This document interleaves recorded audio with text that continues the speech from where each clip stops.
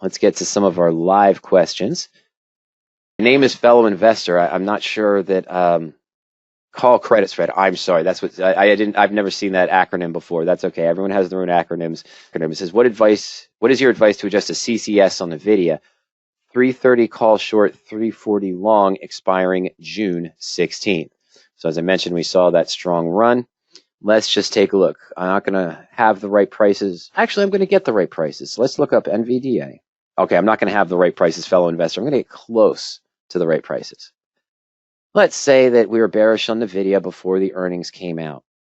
And back on, let's just take this date here. It was up at 320. Prices would have been pretty good. That's the 18th. So on May 18th, we're going to sell the June 330 call and buy the June 340 call. It's bear call credit spread, 10-point spread, and now the stock is up at 390. How we evaluate this? First things first. This is a trial account, but on the trial account, I still have access to 3 months of historical data. So I'm just going to look at the chain here for May. It gives me the date to select. I want the 18th. And we're going to want standard June 16th expiration, which at the time was 29 days out. As I mentioned, the stock is at 320, so we've got some good premium here. Let's just take the midpoint, for lack of a better term. We're going to sell the 330 at 11.48, midpoint price at the close. And we're going to buy the 340 at 8.45. So we're getting a 303 net credit on a $10 risk. Your prices might be a little bit better. You might have gotten in when the stock was at a lower price. We're going to use this example when it was moving up, when it was around 320, okay, 316.78 on the close on May 18th. Now let's just go to the portfolio, and let's just create a different portfolio. We're going to go to setup. Got to clean some of these up here, but that's okay. We're going to call this the May 26th. I'm in caps, aren't I? There we go. May 26th webinar. And for now, let's just start off with $15,000. I'm going to copy that over. I'm going to start this on the 17th. All right, so now I click Save All Changes. And there we go. If you're starting a portfolio, remember, check out the help videos on the setup page or the other pages for information on how to use the tool. Now let's just go into that main portfolio we just created. Let's enter a bear call credit spread. So I click Select Strategy. Select the strategy I want. It's going to take me to an entry page similar to what you've seen in your broker. Select the option first, and the first option here is my buy to open. Got to enter my symbol so the computer knows what to look for. Let's go to NVIDIA. Let's go to June 16th. And we sold the 330 call on the 18th, and our price was 11.48. And let's keep the math simple. We'll just use one contract. I reversed that. I apologize. That's the 340.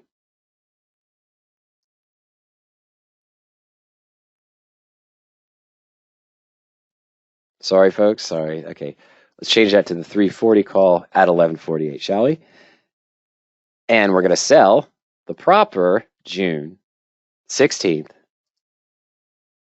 330 call. Same date, doesn't really matter, but we're going to keep it the same. I got my prices wrong. Strike that, reverse it. 8.45 for the long, 11.48, our net credit of 303. 316 was the stock price at time of trade. You don't need that. I just like to put it in. All right, so the maximum loss on the position, the 303 minus the 10-point difference would have been 697. We're at 627. So we're going to look at some ideas, but first, I've got to be honest with you. Normally when we talk about managing these positions and the adjustments on a credit spread or debit spread, once the spread has reached this level, once it's gone beyond 50% of the maximum loss, in this case would be about $348, $349 out of the possible $697. Even though you have time left on the trade, management is extraordinarily difficult. Once it blows past both strike prices, management becomes very tough. Now, let's just take a look first to see if there's any rollout opportunities which could be made available at this time. As always, I'm tracking any positions. We'll go to position actions, and I'll click on position analysis. This gives me a breakdown of the current position. 50 points above the long call strike. Current loss is, at market price is 797. At midpoint, 627, which is favorable. The max loss was 697. So we're about 89, 91% loss on the position. Okay. Now, this is not something I would look to do at this time. So one of the ideas here, one of the 8 ways to manage a failed credit spread is to do the opposite side and convert it to an iron condor. The problem is, as you know, when you do an iron condor, you usually want the bear call credit side to be at the higher strikes than what you'd want to do on the combined bull put credit. Because the stock has moved up so much, most of these are in a position, number one, where the strikes are above. The put would be above the long call of the bear call at 340. So we're selling a 345 and buying a 335. It's going to create a weird position, but look at the net credits. We're down 627. The problem with this as a management technique is doing a proper bear call or bull put against the position now with a good probability. You're only getting 1/5 to 1/6 of the repair that you need on the position. For me, this one, I believe it's management number 6, if I remember the numbers correctly, which I usually don't in order that I have them in the webinars that I mentioned. This is usually not one I prefer to do. Yeah, so it creates this not good iron condor, and it hedges your loss by only that net credit of 108. Doesn't get you back to break even. Okay. Why am I not seeing any other rollout opportunities? Because a rollout in this case, when the stock goes this far above both strike prices, my apologies there, is very difficult to do in this case. And not a lot that can be done, to be honest, without getting overly complex. Now, I'm going to keep these numbers. The fellow investor did say that the net credit was closer to about $1.30, $1.40, but I'm going to keep these numbers just to show some potential examples. We're going to try to do it manually on the profit and loss chart. So here we are. Now, in general, what are the 8 ways we might consider management? The basic ones, number 1, do nothing. Hold on to the position. You've got 28 days, or 26 days, I think, to go to expiration. Maybe after that huge run, you're already at 91% loss on the position. So do nothing. See if there's an opportunity where the stock pulls back, the market pulls back, maybe it drops down to 360, maybe it drops down closer to 355. I'm not expecting that to happen, but it's an opportunity. It's an idea. Okay, you're already near maximum loss on the position. Do nothing. Wait for another 10 to 12 days. See what the market gives you. You might see an opportunity to roll at that time.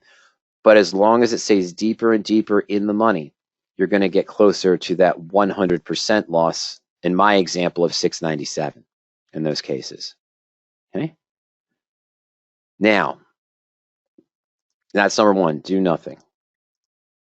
Number 2, not the most popular one, but it is available.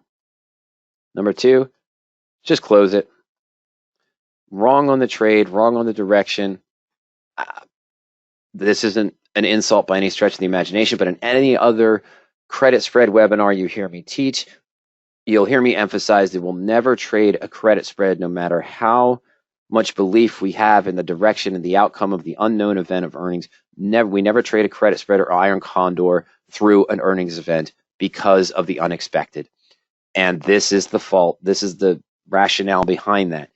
Before you know it, you're at near max loss on the position with something that was unexpected. Stock is No, I don't know if NVIDIA has, but say stock has never moved that much. You were well enough out of the money at the time you entered the trade where, oh no, the stock would never gain that much, but it did.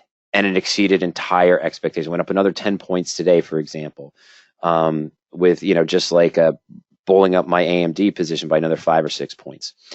So, number 2, close the position, take the loss. You're wrong on this one, move on. And number 3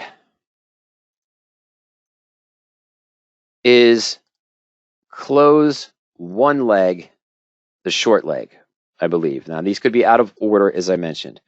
Close the short only and leave the long open if you feel the stock's going to continue these 8, 9, 10-point movements upward. Now, what's the risk with that? The risk is we saw when I first entered the trade, I think this was about $68, $67 to buy back.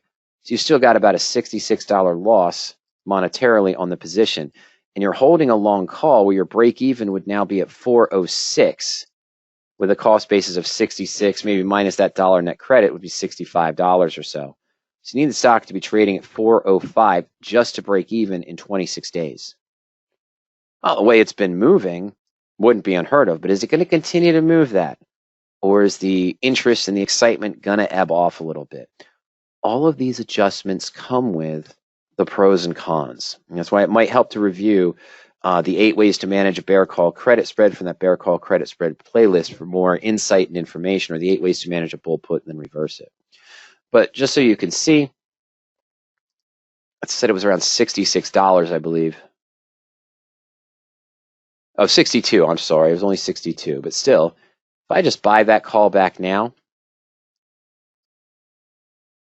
I'm essentially just long the 340 call with a cost basis of 58.87. Break even is 398.87. Now, this is an interesting one. You now have a long call with a cost basis of 58.87. Break even of 398.87, which is only 8 or 9 points away.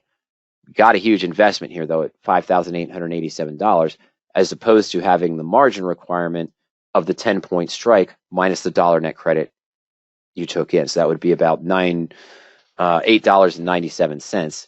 So we've bumped that up about 7-fold to 58.87. Now that I have this position, though,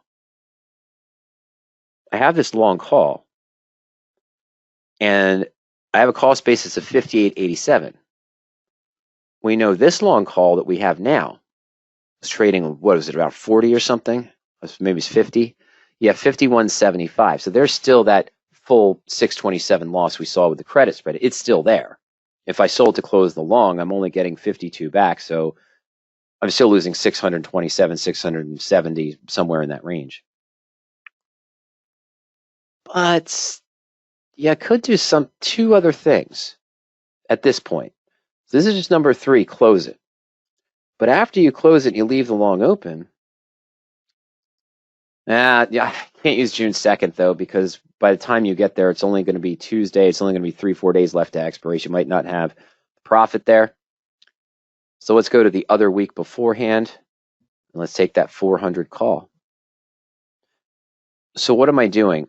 Even though you see 4 legs here, we've essentially closed these 2 out, and we just have a long call at the 340 strike. I'm sorry, these 2 negated each other. We have a long call at 58.87 cost basis. And we're going to sell the week before 400 call for about $9, $9.70. We've created a slight little calendar spread. We've lowered the cost basis down to 49.09.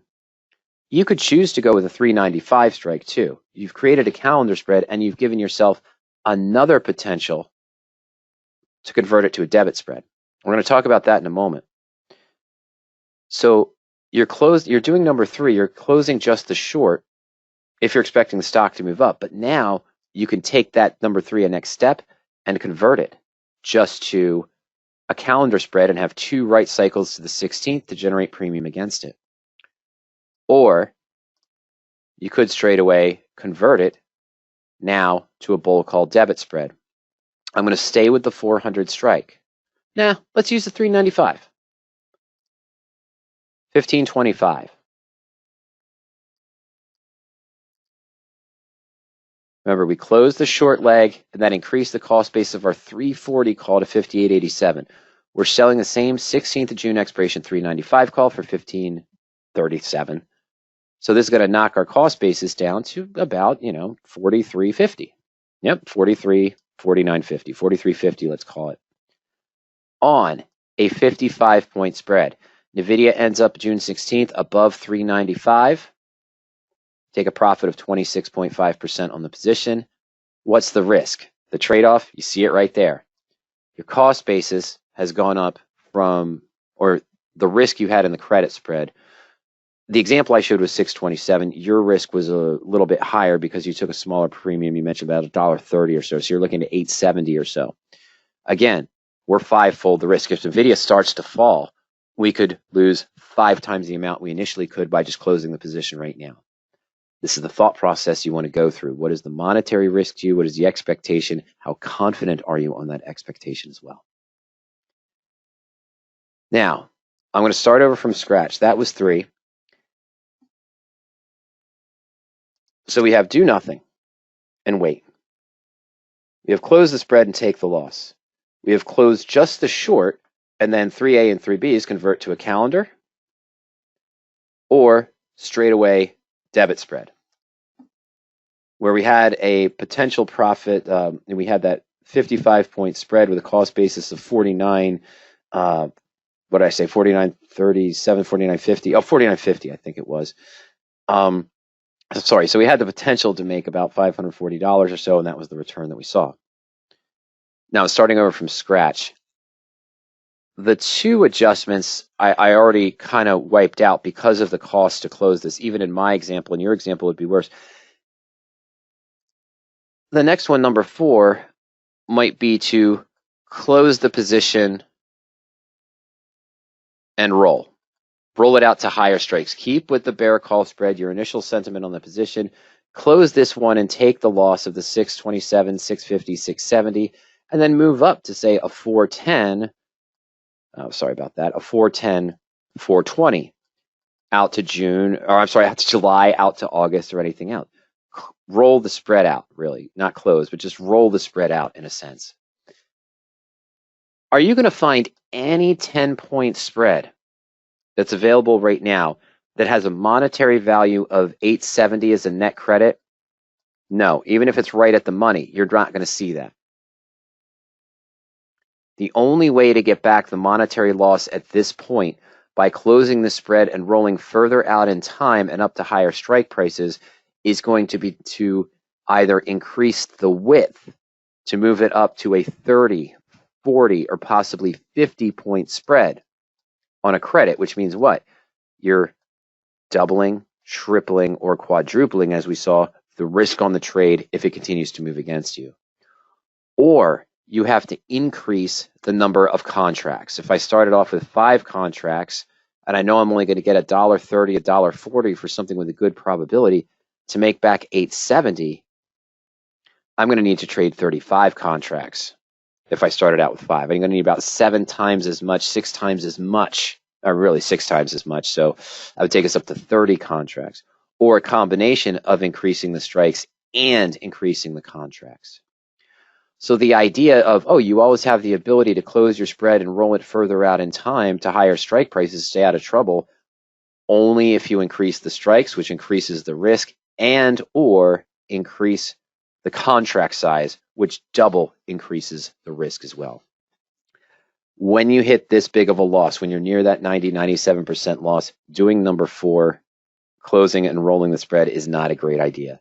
You're taking on too much risk if the freight train continues to move against you. If I'm on a bull put spread and the stock suddenly falls from bad news that came out, say, oh, I could just move my June spread out to September and maybe increase the strikes a little bit, maybe increase the contracts, and it just continues to fall. I'm taking more and more risk. If I turn the bear spread to a bull spread, in this case, which is number 5, close and do the opposite, I run into the same problem. So number 5 is close and do the opposite. This is obviously showing bullish patterns now, and I'm in a bear spread. So maybe I need to close it and do a bull put, but even at the strike somewhere around 360 or 370, I'm going to come up against the same problem. I'm going to have to increase the width of strikes, which increases the risk, or increase the number of contracts in those cases.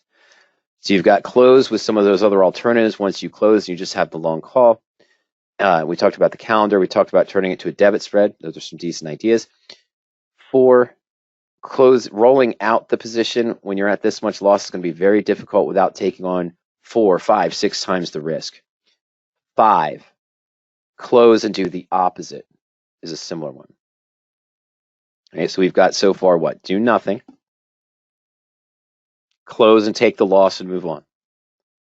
Close just the short leg and maybe look to convert to a calendar or debit spread. You may be even able to get a little more complicated on that long one. So I don't want to spend too much time on, but I'm left with that 340 call with a cost basis of 58.87. You could do something wacky like a butterfly repair, sell 2 390s at this point when you've got the 340, and then buy 1 440 to create a butterfly. That's also a possibility in that case, to create the butterfly in addition to the calendar spread or the debit spread. Some other things you could consider. And then 4, we talked about just rolling the problems with just rolling the spread out, closing and doing the opposite as well. Okay, so number 6, we won't do. We looked at that example. It didn't work out for us. Number 6 was go to the iron condor position. That's not going to help us in this scenario. Okay, we looked at some of those examples. They're only getting a small amount of premium. It's not helping it. And then you could close and do a full iron condor or iron butterfly as well. And that might have actually been number 7. Again, I told you I was going to forget the order, and I did this last time when I reviewed it. I forgot one of them. Now, I showed you an example of closing the short and having a high cost basis here and converting it to the calendar or the bull call debit spread for June 16th expiration, which could result in a profit. And then, of course, you could also consider the butterfly repair, which would bump this return up a little bit and have a wider upper to lower break even, a little bit complex and everything along those lines. But it's also an opportunity once you just have that long call with that higher cost basis. Now, at times when the strike surprises us and suddenly just gaps up between the strike prices of the position, the number 8th repair, like I said, I think I forgot 7, what 7 was, or I got them out of order again. We can do what's called the pendulum adjustment. Rather than what I mentioned about buying this one back for a high price, leaving the long call, and then converting to a bull call this way, if the stock's between the strike prices, you can convert your bear call credit spread to a bull call debit spread with one move. You just roll down the long. Let's clean this up a little bit here so we can see it better. There we go. Stop doing that. That's what I wanted to do. Okay, sorry about that, folks. So the pendulum adjustment, number 8.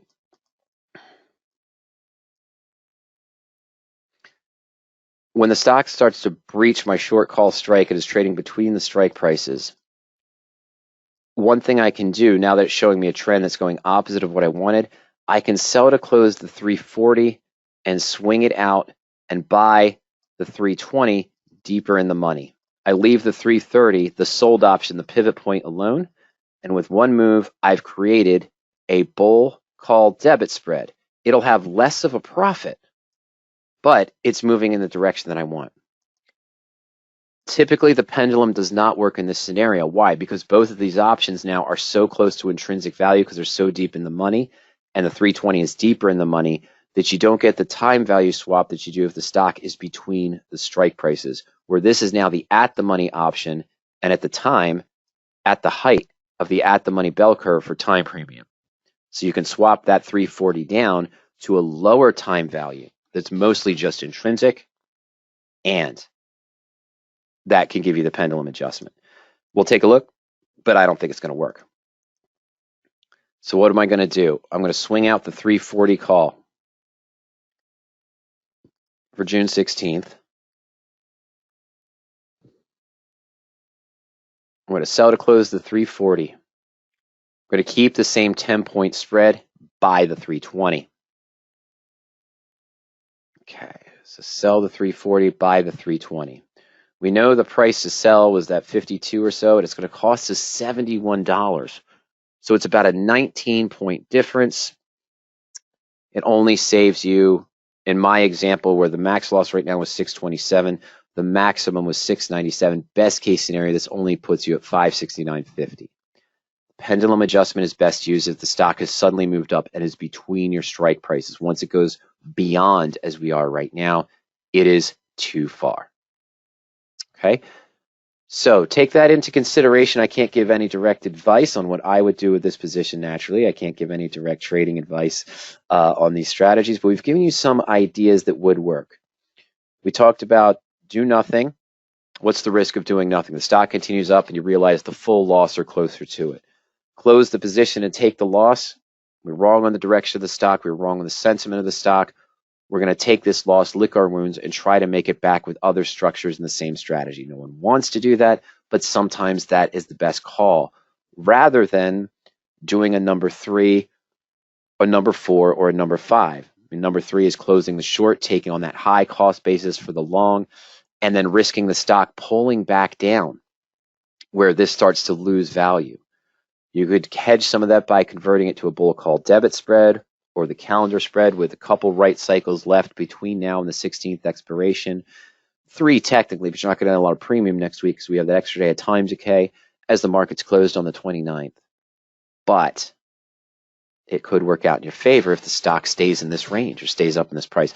Butterfly we didn't show, but once you do that, close the short, leave the long open with that higher cost basis of 58.87 in our example, maybe sell 2 of the 390s or 2 of the 400s and, buy a 460 or a 450, keeping the width the same. And that could give you that would give you a repair as well. Okay. All right.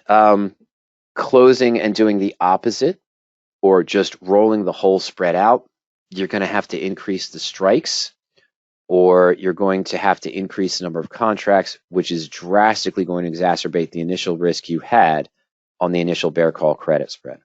Okay, even with your credit, I'm showing 697 and 303. What I say, 897 and 103, I believe. So we're close to that. So that's what you're kind of looking at in those cases. And the pendulum adjustment does not work. And of course, we talked about creating the iron condor right now did not work because you're not going to get that credit that you wanted of 803, or in my example, even 697 in the same expiration cycle. But again, as I mentioned before, that's just some review. Check out not bull call debit spread.